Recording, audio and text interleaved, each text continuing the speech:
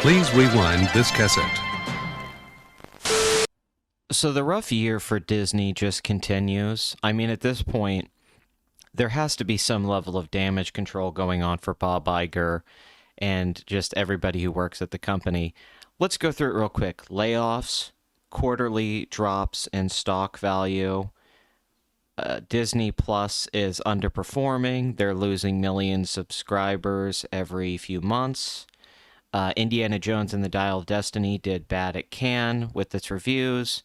Probably not going to make its money back. We don't know yet, but things aren't looking good. It cost $300 million. None of their animated films have been able to break out, which is only more embarrassing when you consider that Mario has made $1.3 billion. And even before that, the third Despicable Me movie, no, not even the third one, a prequel, Rise of Gru, made a little under $1 billion. And I don't know. It's just not looking good. The MCU, Star Wars, everything. I'm not trying to pile on Disney and just be like, hey, it's woke, so they're going to go broke, or like, oh, I hate their agenda. I care more about business, right? I could give a crap about Disney's politics because honestly, I think everyone in Hollywood probably has the same politics for the most part. That doesn't bother me. And there's always been a political agenda with Hollywood movies. That's going back to the beginning of Hollywood movies. So when people complain about movies being too political or having too much of a message in it or having a bias, that's always been the case. It's maybe evolved into different forms over years, but it's always been that way.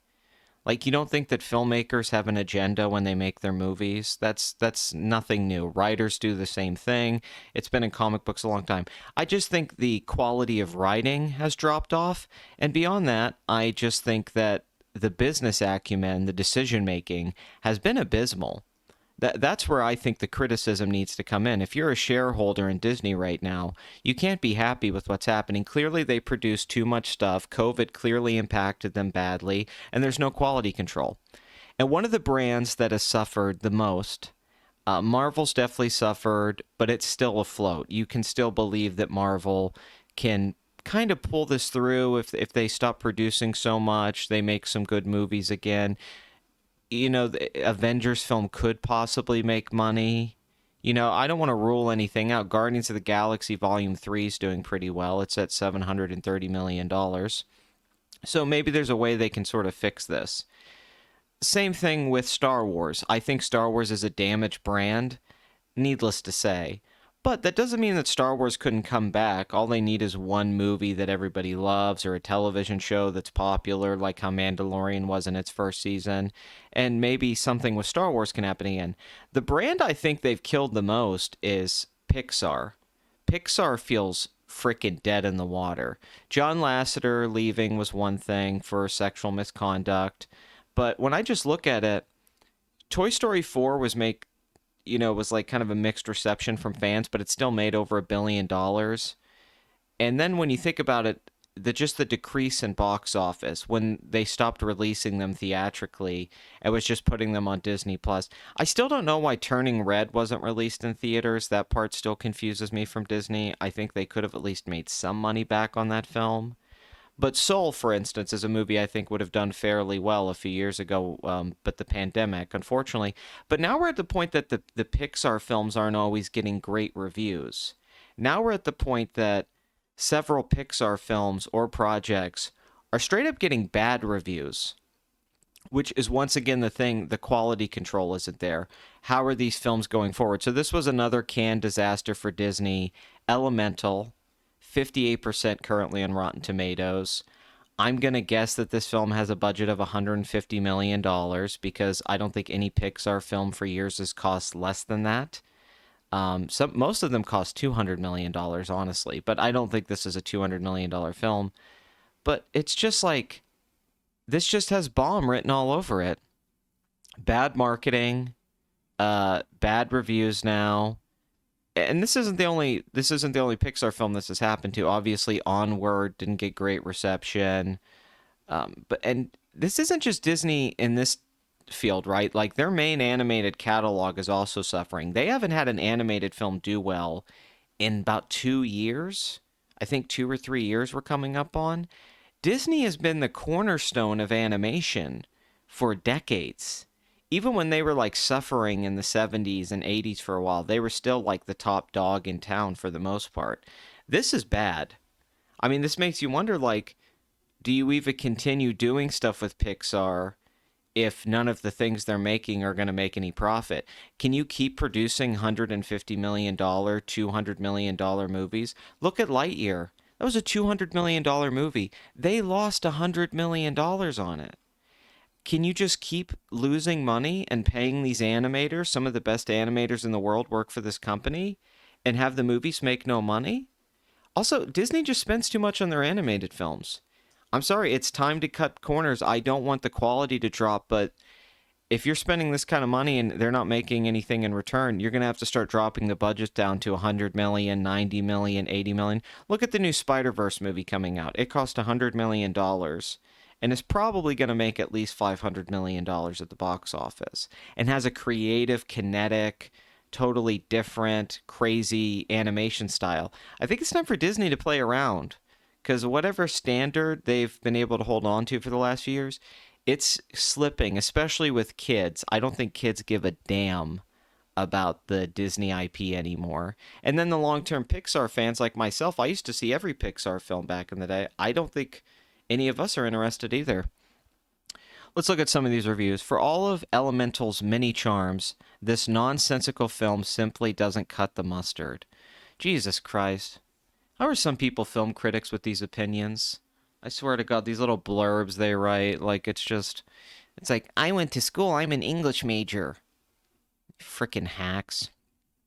The elements all fit perfectly into place, so much so that the creative flames are doused and we've left without much of an impression. The film's inability to color outside the lines makes a story that is undeniably endearing feel underwhelming, neither unique nor original. Now, there's some good reviews in here, right? Elemental will warm your heart and move you to tears.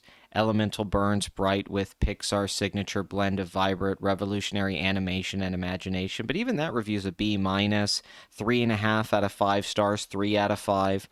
While unlikely to feature on many people's favorite Pixar lists, Elemental brings with it the satisfying creak of a ship being righted. Yeah, but you gave it 3 out of 5, dude. How much of the ship is being righted with reviews like that? A flawed but big-hearted tale of forbidden love, 3 out of 5. So you've been seeing this with Disney movies. This is with Indiana Jones, Little Mermaid. There's all these 3 out of 5 star reviews. There's all these, it's okay. It's a 6 out of 10. And those are the best reviews. You're not seeing any critical acclaim.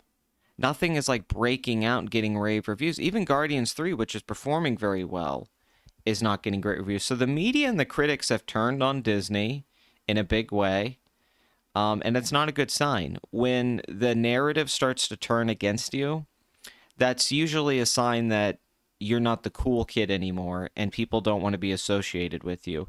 And you just got to think with the ongoing writer strike, I don't think the Disney parks are going to be doomed forever. I think they can still fix that, especially with their pricing plans and just deals overall, and maybe putting some money into the parks and improving on things that have been needed fixed for probably 20 years. I think it's time that Disney World needs to get out of being an 80s, very 80s, early 90s resort and modernize a little bit. But as for their film department, their animation department, I just see more people getting fired. I don't know how you're going to justify paying people to work on these animated films. And they're just going to continue. Because there's no way this isn't going to make a lot of money. I don't want to like jump the gun. But is there any hype for this movie? Is there anybody talking about this movie? Or any kids like, I want to go see Elemental?